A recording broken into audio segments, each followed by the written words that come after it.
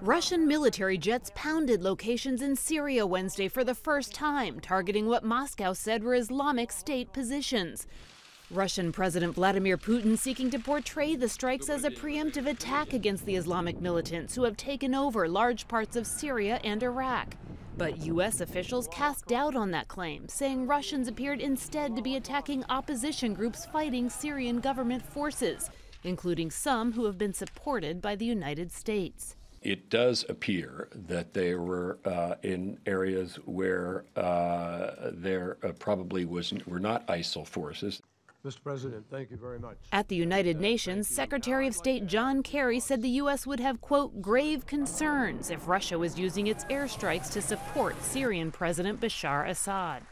The United States supports any genuine effort to fight ISIL, but we must not and will not be confused in our fight against ISIL with support for Assad. Kerry promised the U.S.-led coalition would dramatically accelerate its efforts in Syria, and he called for an urgent start to military talks to prevent any conflicts. Meanwhile, on Capitol Hill, Arizona Senator John McCain denounced Russia's actions and criticized the Obama administration for not doing enough to halt Russian aggression. Into the wreckage of this administration's Middle East policy has now stepped Vladimir Putin.